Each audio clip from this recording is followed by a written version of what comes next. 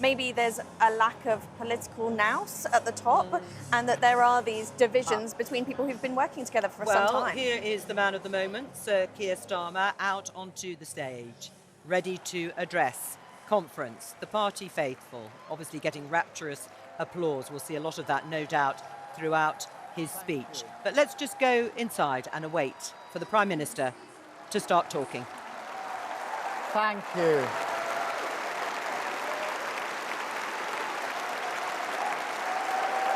Thank you. Thank you very much, conference. Thank you. Thank you. Thank you, Matthew, for that introduction. That was really fantastic. You've broken through to university, but you stood on this stage, age 21, to do something you've never done before, and not an easy thing to do. That was fantastic.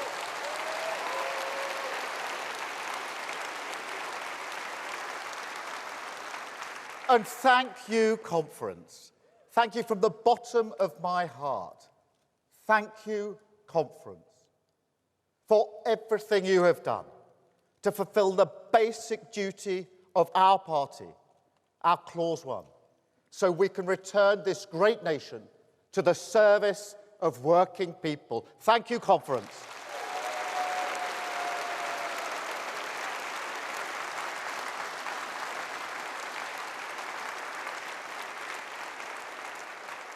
People said we couldn't do it, but we did, and we did it together.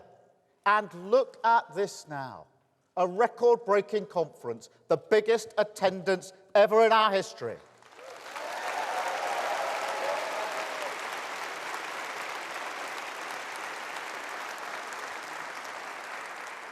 And such a far cry from my first conference speech to a live audience of one. The cameraman, socially distanced in an arts centre in Doncaster. Remember that? Don't worry, most people don't. Not even the cameraman. But I bet you do remember the one the year later conference in Brighton, 3 years ago. The turning of the tide, the fight for the heart and soul of this party. People said we were going too far. People said we were going too fast. They didn't want to face the country. They wanted to go back to a comfort zone, take the easier road to nowhere, duck the challenge of change. But we stood firm, conference. We stood together, conference, and we won.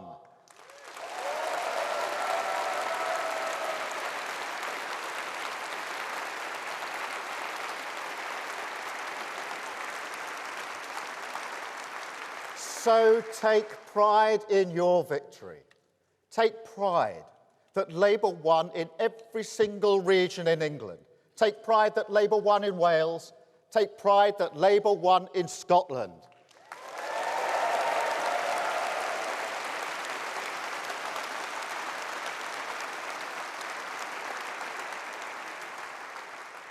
But never forget that this opportunity is only here because we changed the party. Country first, party second, that isn't a slogan. It's the foundation of this project, a pact with working people we must fulfill to retain the privilege of serving their interests on economic stability, national security, wealth creation, protecting our borders, rooting out anti-Semitism, standing with NATO and Ukraine. The changes we made are permanent, irreversible. And the work of service never stops. Country first, party second.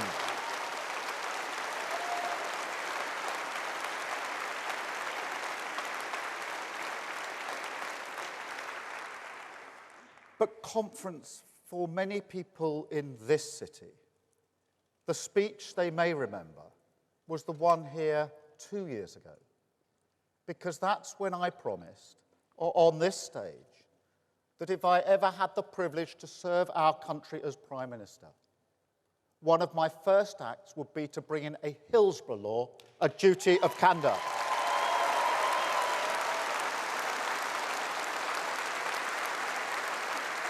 A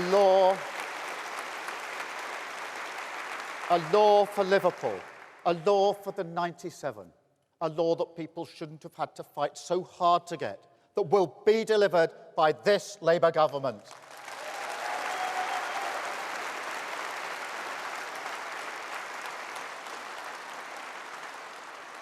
It's also a law for the sub-postmasters in the Horizon scandal, the victims of infected blood, Windrush, Grenfell Tower, and all the countless injustices over the years suffered by working people at the hands of those who were supposed to serve them. Truth and justice concealed behind the closed ranks of the state. And conference, this is the meaning of Clause 1. Because today, I can confirm that the duty of candour will apply to public authorities and public servants. The bill will include criminal sanctions, and that the Hillsborough law will be introduced to Parliament before the next anniversary in April.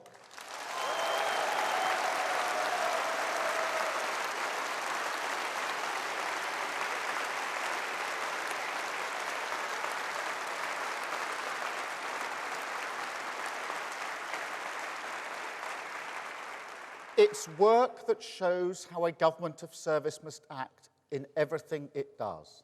Our driving purpose, to show to the working people of this country that politics can be a force for good.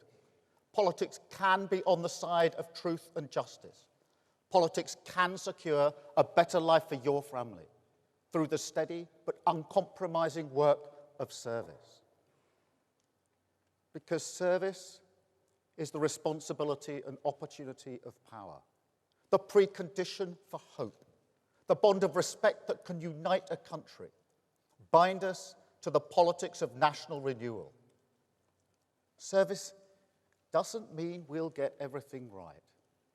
It doesn't mean everyone will agree.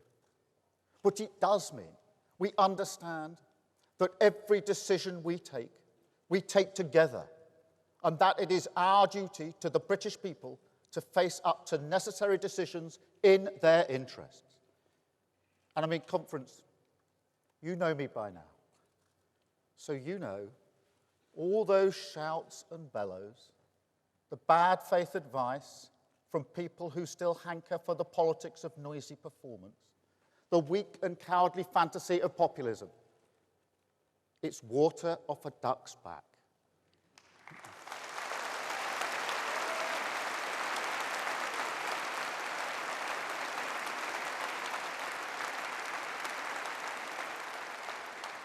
Mere glitter on a shirt cuff. It's never distracted me before, and it won't distract me now. This is a long-term project. I've never pretended otherwise. But conference, make no mistake. The work of change has begun. The patient, calm, determined era of politics as service has begun. Planning reformed, doctors back in theatre, new solar projects, new offshore wind projects, the onshore ban lifted, Great British Energy launched, one-word Ofsted judgments ended, a border security command, a national wealth fund, getting Britain building again, the Renters Reform Bill, stopping no-fault evictions, and the Railway Services Bill, bringing railways back into public ownership.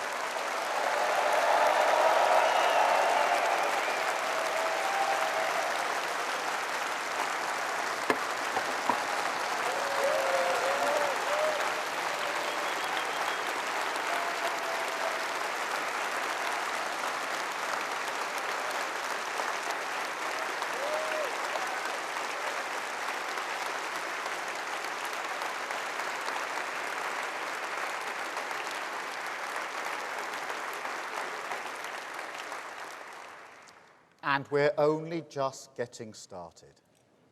A crackdown on knife crime, a real living wage, a modern industrial strategy, a 10-year plan for our NHS, devolution to our nation's regions and cities, The biggest levelling up of workers' rights in a generation.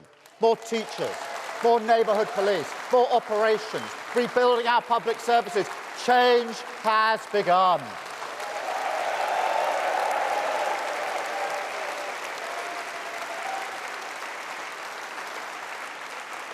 And every single one a necessary step on a longer journey. 5 national missions that will deliver the higher growth, the safer streets, the cleaner energy, the greater opportunities, the healthier society that I know the British people want and need, the mandate that we won.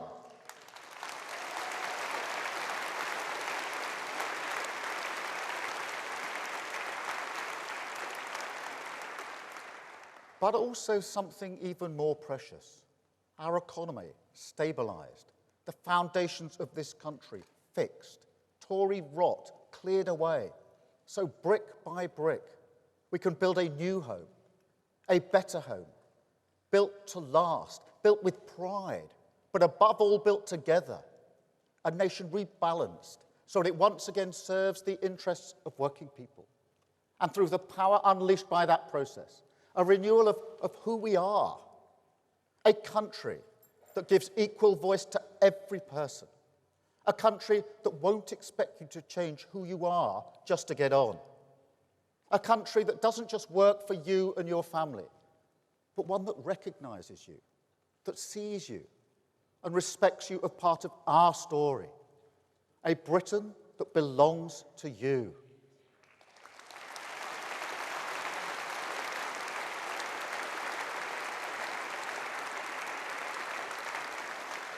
Because make no mistake, that is the Britain we are building. Change isn't a few lines on a graph moving in the right direction. Change isn't a good Labour policy or two delivered, while the broader settlement remains untouched. No, change must mean nothing less than national renewal. Not a return to the old ways, nor a new path entirely, but a rediscovery in the full glare of the future of who we are. The trouble is, conference, just as we found with the Labour Party 4 years ago, Britain is no longer sure of itself. Our story is uncertain. The hope beaten out of us. There's pride, of course there is. Pride in our communities, especially. And there's respect, too, all around the world. Trust me, nobody anywhere doubts that this is a great nation, a nation known for our creativity, our artistic skill, our scientific genius, and, of course, our pragmatism. Quality that, combined with the industry and pride of working people, have not just rewritten our own story, but also that of the world. We could do that again.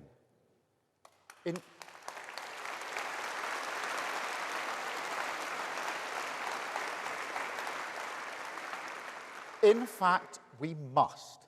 Technology, climate change, the ageing population, the movement of people. This is a time when great forces demand a decisive government prepared to face the future. We can see that again in the Middle East today. So I call again for restraint and de-escalation at the border between Lebanon and Israel. Again, all parties to pull back from the brink. I call again for an immediate ceasefire in Gaza, the return of the sausages, the hostages, and a recommitment to the two-state solution. A recognised Palestinian state alongside a safe and secure Israel. And that's the message I will take to the UN General Assembly when I travel there later today. Alongside our steadfast support for Ukraine in the face of Russian aggression.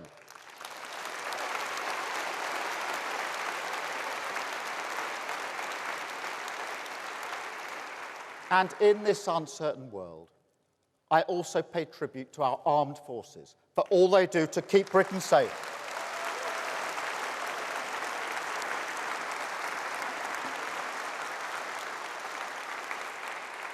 But conference, strength in this dangerous world depends on strength at home. And yet, look at our country. Look at our country. Do you see a Britain where people feel, with the certainty that they deserve, that the future will be better for their children? Because when I was growing up, that's what we believed. People of a completely ordinary working-class background like mine, we took it for granted. We built our lives around it. But that is not the country we inherited in July. That confidence, that certainty, it's brittle and fragile. And so we have to restore it. That is the mandate we won, the meaning of change.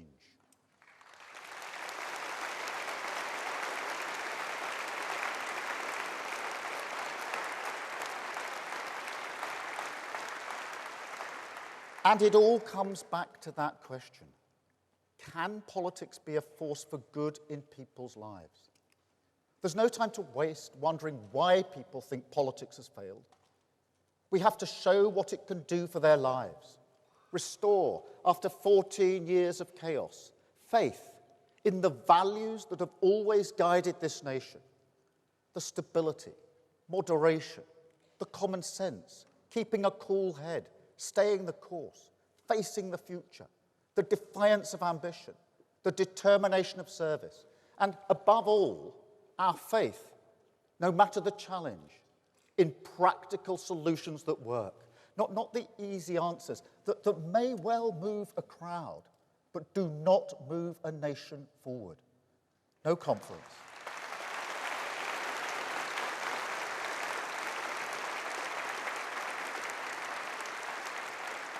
We know that way lies ruin. We've seen it in our party, and we changed it. And for 14 years, against our country's best traditions, we've seen it in Britain. And now we must change that too. We must build a new Britain, built from that age-old spirit of creativity and enterprise, the pride and ambition of working people, that when matched by a government of service, a decisive government, a government prepared to use its powers for justice, opportunity, and equal respect, can deliver a Britain that belongs to you. A Britain that belongs to you because politics sees public service as a privilege, not privilege as an entitlement to public service.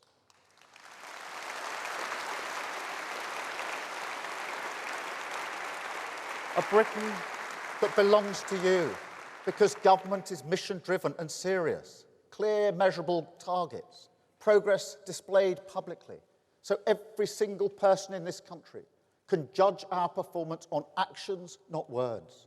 A Britain that belongs to you because we maintain our focus at all times on fixing those foundations for working people, those 5 national missions, providing the security and control they need, but also protecting us from the whims of Westminster, making sure that we don't get blown off course.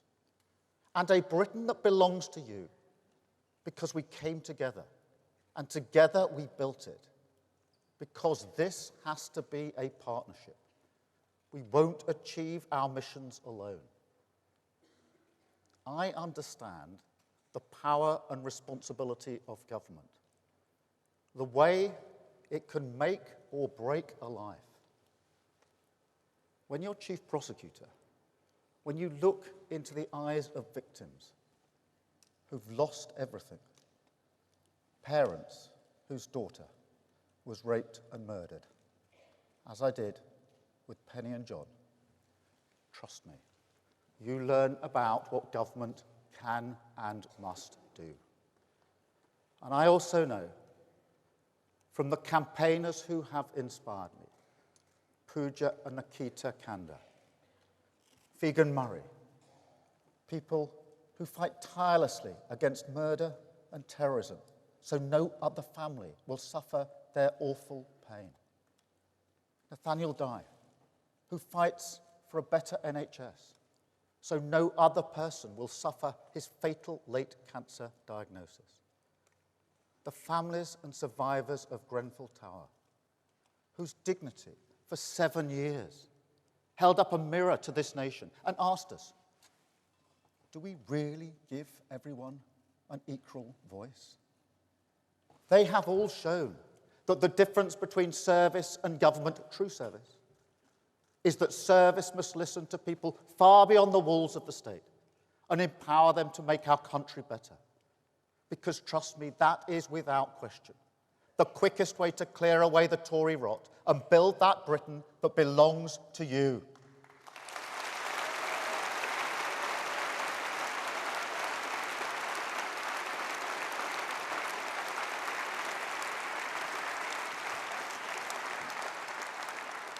And so change begins, because there is another injustice hiding in plain sight in our streets, in every town and city in this country.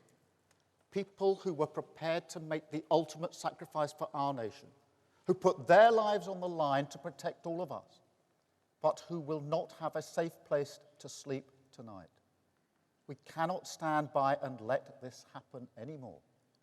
So today I can announce that this government will respect that service. We will repay those who served us and house all veterans in housing need. Homes will be there for heroes.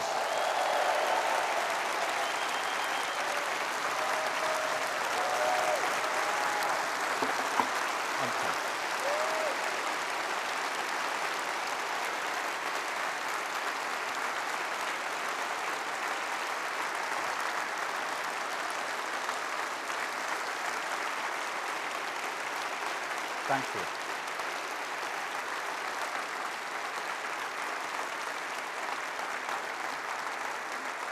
And because we've started the hard yards of planning reform, because we're facing up to decisions ignored for years, because we're introducing new planning passports that will turbocharge house building in our inner cities, we can make the very same promise to other people at risk of homelessness. Young care leavers, victims of domestic abuse. They will have the security they deserve. They will have a roof over their head because Britain belongs to them.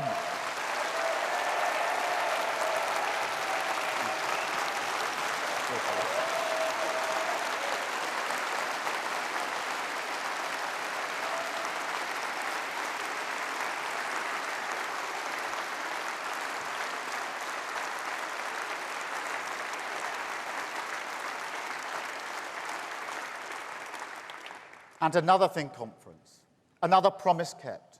We said GB Energy, our publicly owned national champion, the vehicle that will drive forward our mission on clean energy, we said it belonged in Scotland. And it does.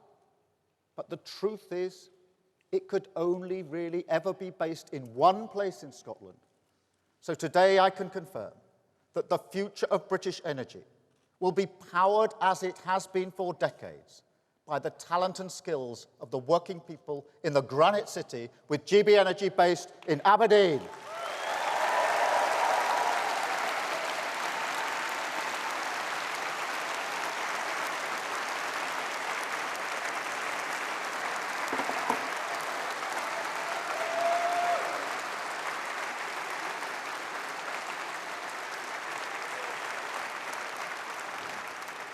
This is how the work of change happens. A decisive mission-led government moving our country forward step by step, focused on a long-term plan. That first, we stabilise our economy. Second, we fix the foundation. And third, we build with pride and determination a Britain that belongs to you. But it will be hard. That's not rhetoric. It's reality. It's not just that financial black hole, the £22 billion of unfunded spending commitments, concealed from our country by the Tories. It's not just the societal black hole, our public services decimated, communities held together with little more than goodwill. It's also the political black hole, because the politics of national renewal, They're collective. They involve a shared struggle, a project that says to everyone, this will be tough in the short term, but in the long term, it's the right thing to do for our country, and we all benefit from that. To coin a phrase, we're all in it together. But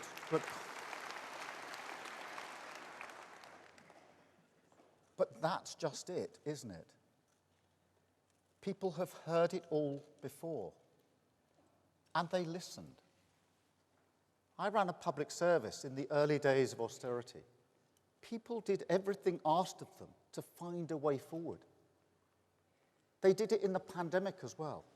Saved the lives of people they will never meet, all while their government broke the very rules that they followed.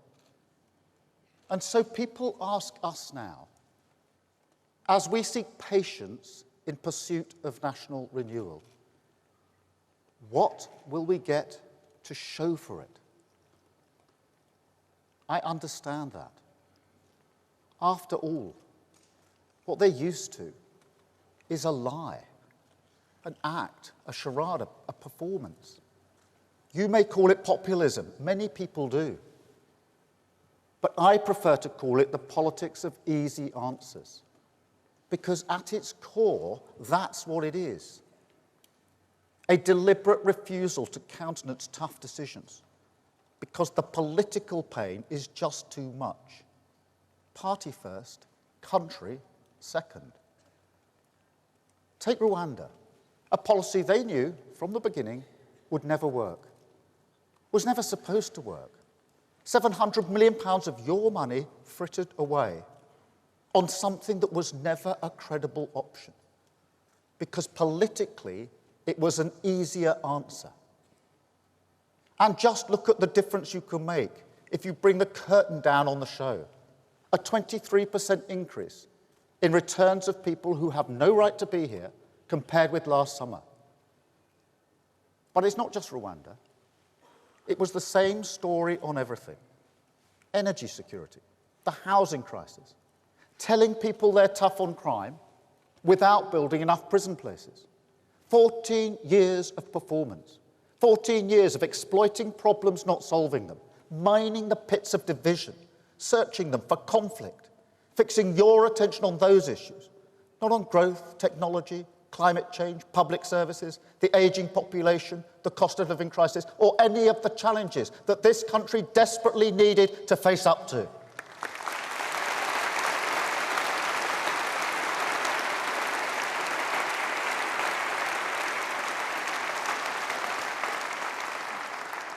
Well, those challenges are still here, conference, and we are facing up to them.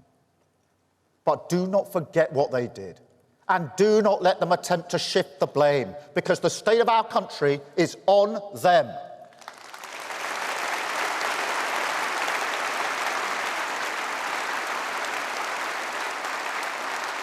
Why must we release prisoners early? Because the Tories served themselves. Why are our public services on their knees? Because the Tories served themselves. Why is crime routinely unpunished? Our rivers polluted, borders insecure, school roofs crumbling, child poverty rampant. Nothing seems to work. Our public finances broken. Because for 14 years, the Tories performed the politics of easy answers rather than use the power of government to serve our country.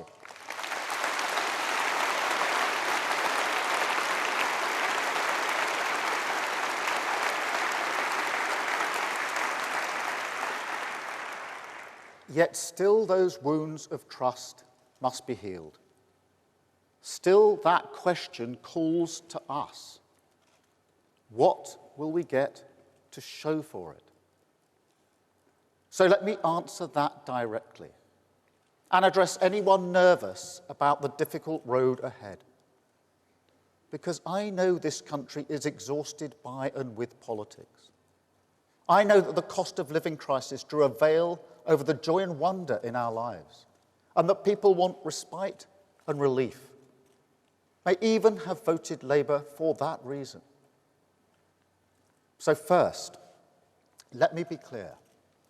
Our project has not and never will change. I changed the Labour Party to restore it to the service of working people. And that is exactly what we will do for Britain. But I will not do it with easy answers. I will not do it with false hope.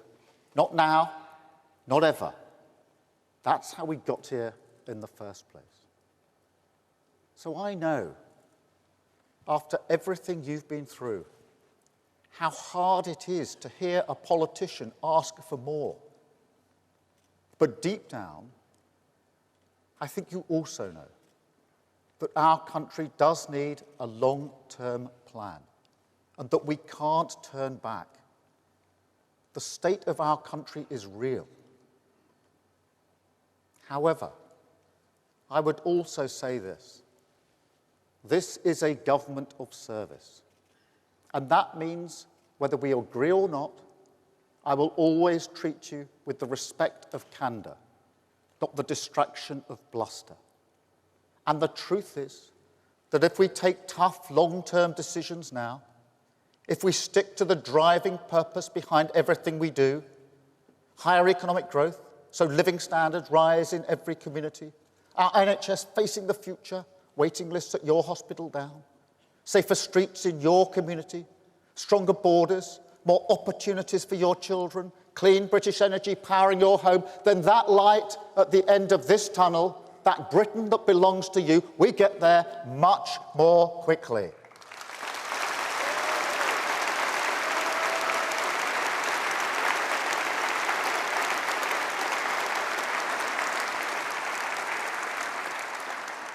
And look, I understand that many of the decisions we must take will be unpopular. If they were popular, they'd be easy. But the cost of filling that black hole in our public finances, that will be shared fairly. We will get the welfare bill down because we will tackle long-term sickness and support people back to work. We will make every penny work for you because we will root out waste and go over tax avoiders. There will be no stone left unturned, no innovation ignored, no return to Tory austerity. We will rebuild our public service, protect working people, and do this in a Labour way, and that is a promise.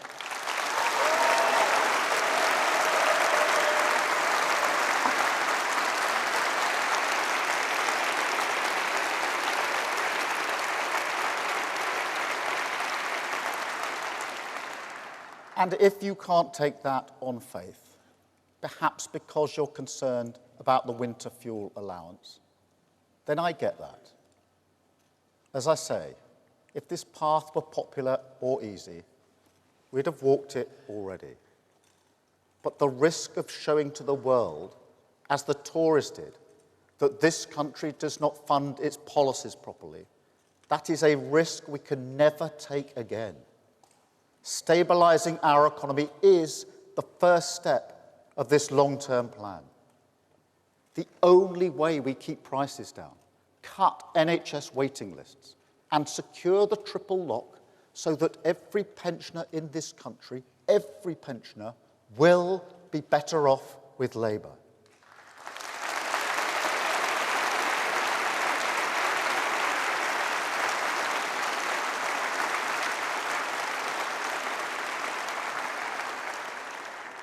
But more broadly, I also say this, that as we take on those massive challenges the Tories ignored, the time is long overdue for politicians to level with you about the trade-offs this country faces. Because if the last few years have shown us anything, it's that if you bury your head because things are difficult, your country goes backwards.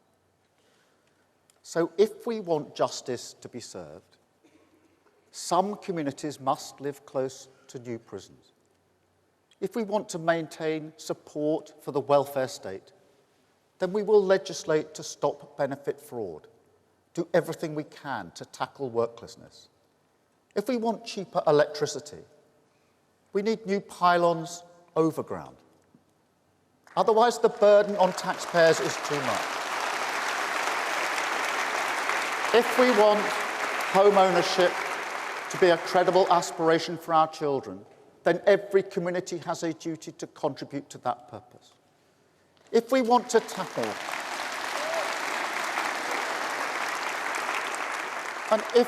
tackle illegal migration seriously, we can't pretend that there's a magical process that allows you to return people here unlawfully without accepting that process will also grant some people asylum.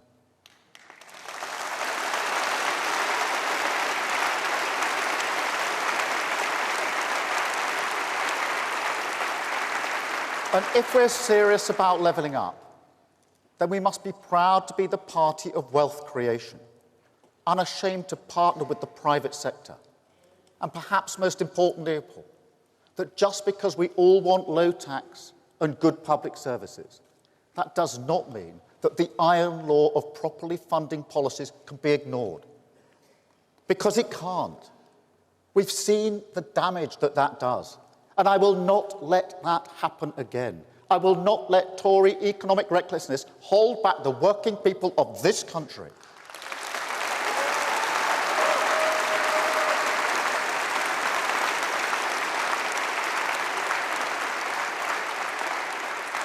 And let me tell you something else I won't let happen. I will never let a minority of violent, racist thugs terrorise our communities.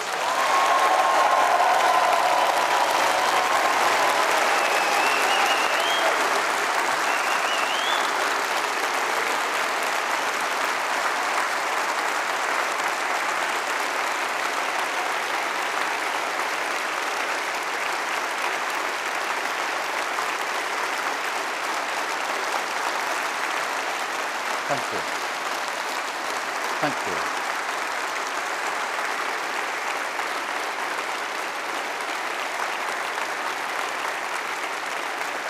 Look, I have always accepted that concerns about immigration are legitimate. It is, as point of fact, the policy of this government to reduce both net migration and our economic dependency upon it. I have never thought we should be relaxed about some sectors importing labour, when there are millions of young people, ambitious and highly talented, who are desperate to work and contribute to their community. And trust me, there are plenty of examples of apprenticeship starts going down at the very same time that visa application for the same skills are going up. So we will get tough on this. But at the same time, we'll also get our skills system right. We've got to give businesses more flexibility to adapt to real training needs, and also unlock the pride, the ambition, the pull of the badge on the shirt that young people feel when building a future not just for themselves, but for their community. So we will introduce new foundation apprenticeships, rebalance funding in our training system back to young people, align that with what businesses really need. The first step to a youth guarantee that will eradicate inactivity and unemployment for our young people once and for all.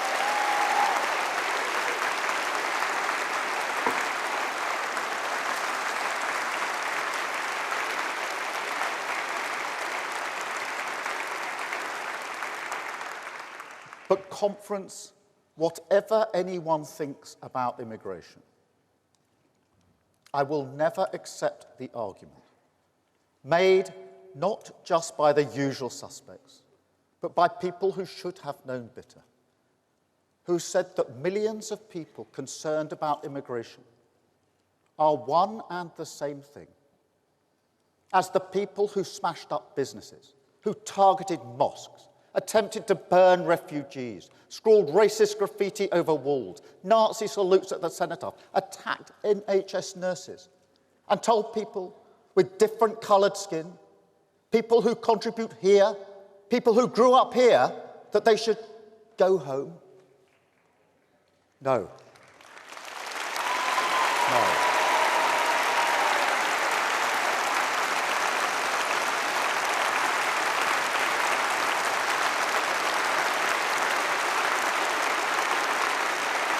No conference.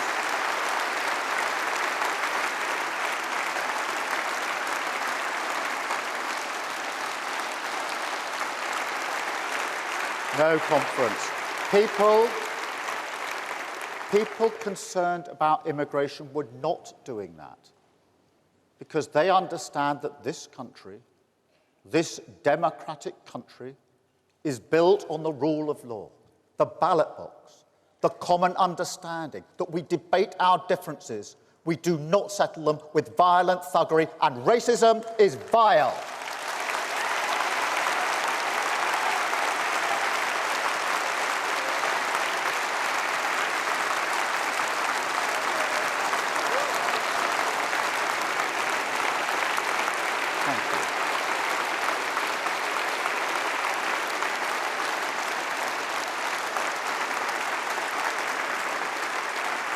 And conference, so to those who equivocate about this, I simply say the country sees you and it rejects you. And to those who say that the only way to love your country is to hate your neighbour because they look different, I say not only do we reject you, we know that you will never win, because the British values we stand for, not just the rule of law, but a love for this country and our neighbours, the respect for difference under the same flag, that is stronger than bricks, and you know it. It's what you cannot stand about our country, our reasonable, tolerant country, but it's absolutely who we are.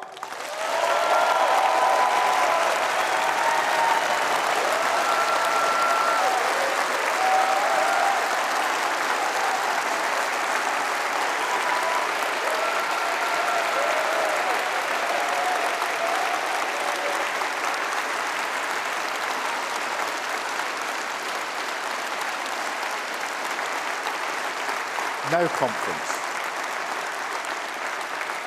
The debate is not about the worth of migrants. That is toxic, and we must move beyond it. It's about control of migration. It's always been about control. That is what people have voted for time and again. And look, they weren't just ignored after Brexit. The Tories gave them the exact opposite.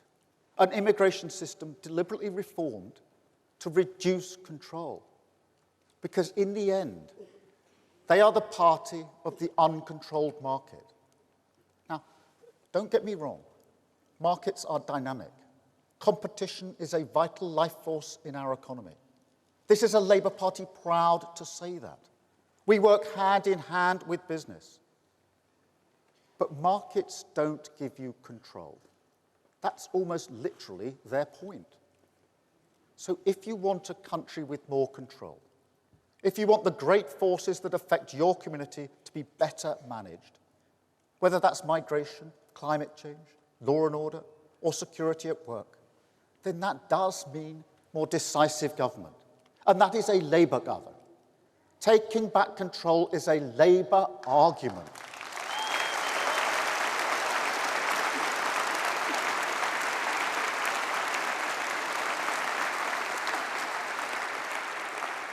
It's why I say we're rebalancing our country to serve working people, because this is a question of balance. We can't afford any more polluted rivers. We can't afford any more COVID contracts. We can't afford any more Grenfell Towers. We have to become serious and mission-led, have to put respect and service deep in the bones of our institutions. That's not a debate about investment or reform. It's always been both. But again, I have to warn you, working people do want a more decisive government. They do want us to rebuild our public services. And they do want that to lead to more control in their lives. But their pockets are not deep. Not at all. So we have to be a great reforming government.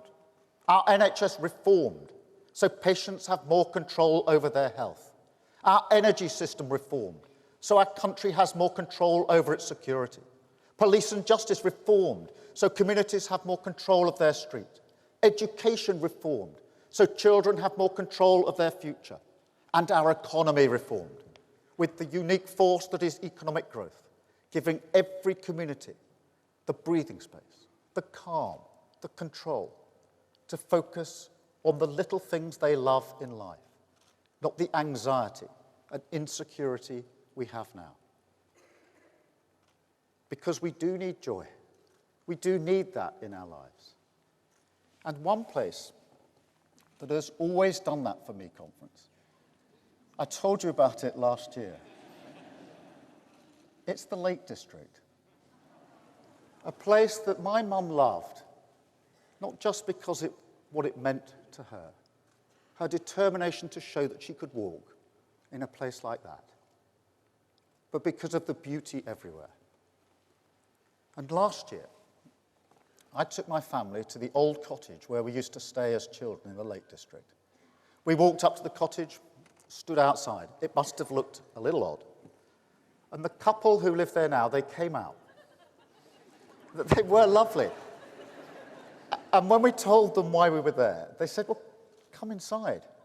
Go upstairs, take a walk down memory lane. So we did. Came back outside. We were chatting.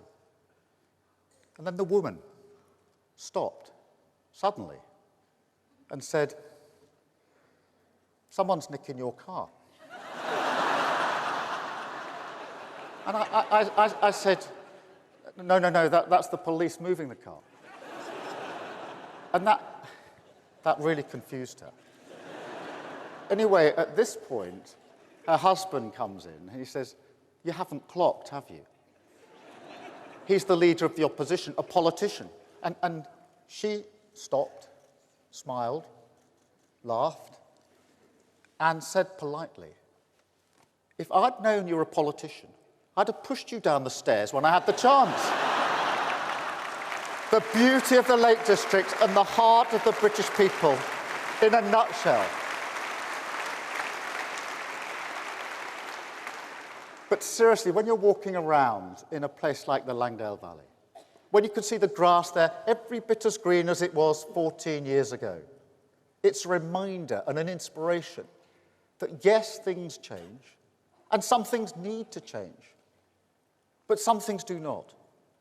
And the joy and wonder of our nation, the spirit of its people, the cleaners, the drivers, small business owners, teachers, teaching assistants, the people who came out and cleaned the streets, the brickies who rebuilt the broken walls in Southport, the backbone of this country, they are just as resilient as they were 14 years ago.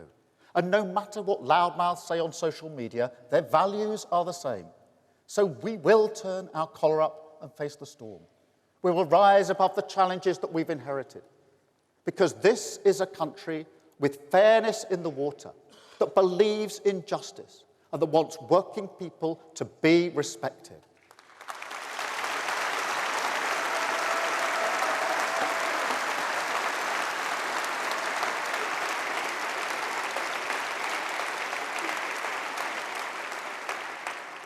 And also for opportunities to be there for your children. Because, Conference, one of the other things that gave me great joy as a kid, as well as the football, obviously, was the flute. Don't think you're expecting that, were you? But seriously, the flute gave me so many opportunities. My first ever trip abroad was to Malta with the Croydon Youth Philharmonic Orchestra.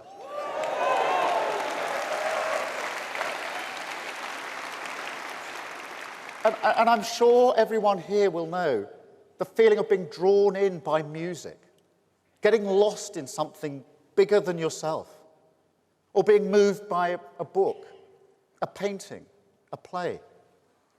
Even now, I turn to Beethoven or Brahms in those moments when, how to put it, the reviews aren't so good. I've got Shostakovich lined up for tomorrow. But these early encounters with art and culture, they change us forever. And we are brilliant at them in this country, brilliant. But those opportunities don't go to every child, do they? My brother, who had difficulties learning, he didn't get those opportunities. every time I achieve something in my life, my dad used to say to me, "Your brother has achieved just as much as you, Keir." And he was right. I still believe that. But this is what we do in this country, isn't it? We elevate the stories of the individuals who go to the Guildhall School of Music, the Prime Minister from a pebble-dash semi, the working class few who do break through the class ceiling. I don't blame anyone for that. I am guilty of it. It gives hope to people. It's important to tell those stories. But it's not everyone, is it? And we must remember everyone, conference, because everyone deserves the chance to be touched by art. Everyone deserves access to moments that light up their lives. And every child deserves the chance to study the creative subjects that widen their horizons, provide skills employers do value, and prepares them for the future, the jobs and the world that they will inherit.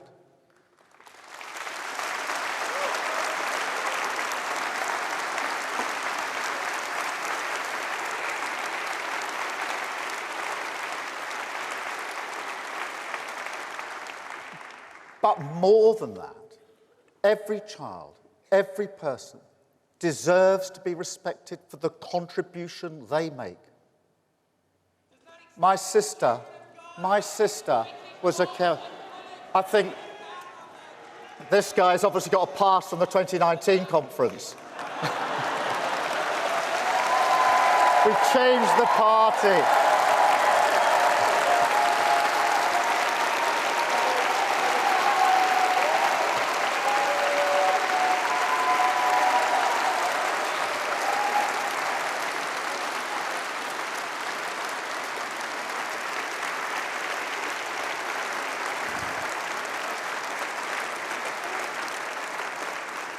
While he's been protesting, we've been changing the party. That's why we've got a Labour government.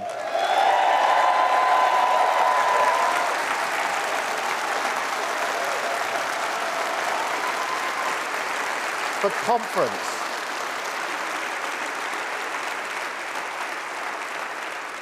The point I was making is this: every child, every person deserves to be respected for the contribution they make. My sister was a care worker in the pandemic. She is still a care worker. Work that surely by now we know is so important for the future of this country. So wouldn't it be great,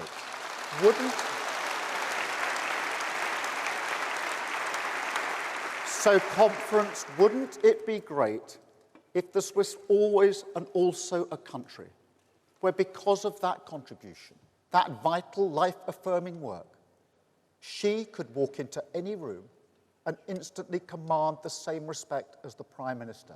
Because those are my values, that is what I believe, and those are the values of the Britain that we will build.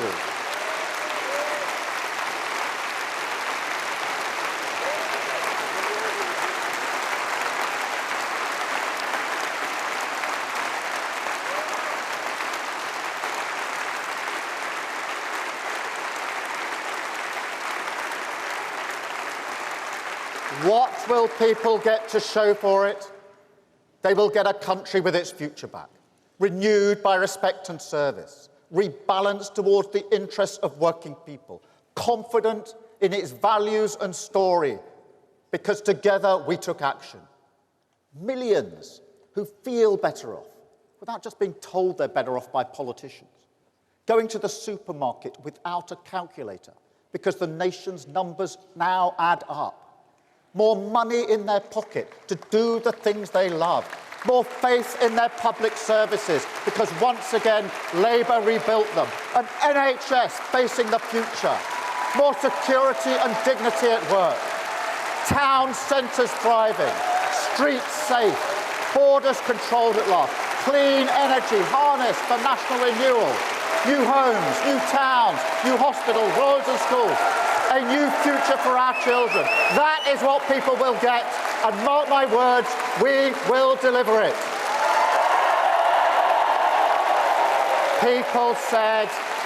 People said we couldn't change the party, but we did. People said we wouldn't win across Britain, but we did.